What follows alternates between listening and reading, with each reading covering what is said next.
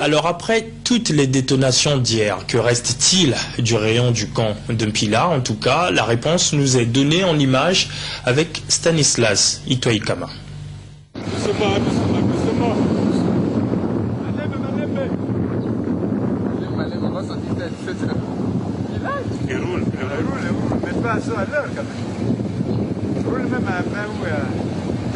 Situé à cheval entre le 5e arrondissement Wende et le 6e Talangaï, le génie civil et le régiment blindé n'existent plus. Voici ce qui reste de leurs traces.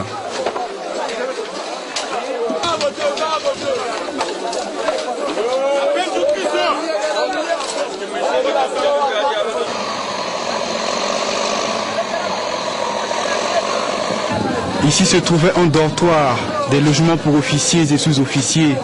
Que sont-ils devenus et combien étaient-ils exactement sur les lieux?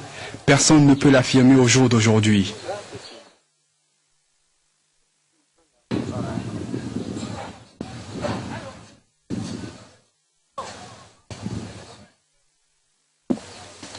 En face de ce camp militaire, un grand chantier de construction des logements sociaux initiés par le gouvernement. Celui-ci a quand même résisté au soufflement. Mais 2 immeubles ont reçu des chocs. Juste à côté, une église. La paroisse Saint-Louis des Français, foudroyée et réduite à néant. Sous nos yeux, les jeunes gens s'emparent des tenues de prière soutirées du tas. Perchés du haut d'un immeuble, nous contemplons le périmètre et mesurons l'ampleur des dégâts. Une vue panoramique dit tout. La guerre du 5 juin, qui demeure en mémoire, n'avait pas causé autant de dégâts que la catastrophe du régiment blindé. Derrière ce camp militaire, à plus de 100 mètres, le lycée de la Révolution. Il n'en reste que ces quelques souvenirs. Un lycée complètement détruit par une série d'explosions d'une rare intensité.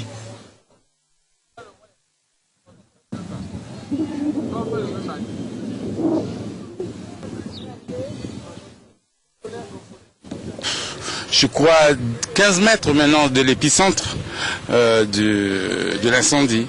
Je crois que c'est maîtrisable et c'est ce qui se fait assez nettement précis avec les soldats du feu. Merci. Ce qui est fort probable, on peut dire que le régiment blindé et le lycée de la Révolution n'existent plus. Je crois que vous le constatez. Il n'y a pas de commentaire à faire là-dessus. Les rescapés qui sont revenus nombreux ce matin tentent de récupérer ce qui peut l'être encore.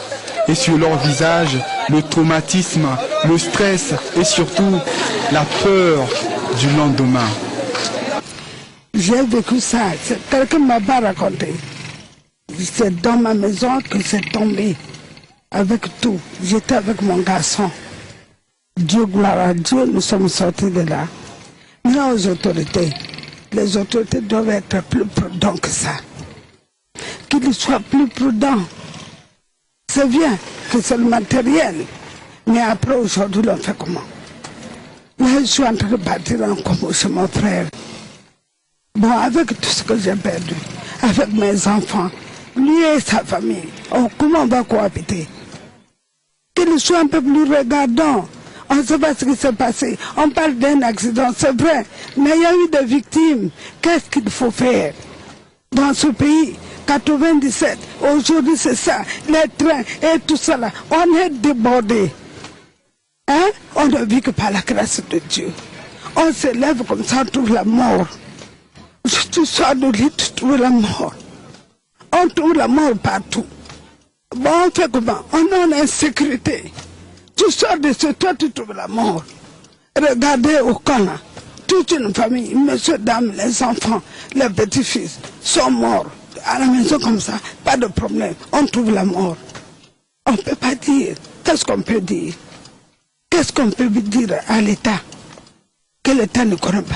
Nous sommes en insécurité. Voilà les preuves. Nous on prend les indemnités aujourd'hui. Mais ceux qui sont morts, quelles sont les indemnités? La vie n'a pas de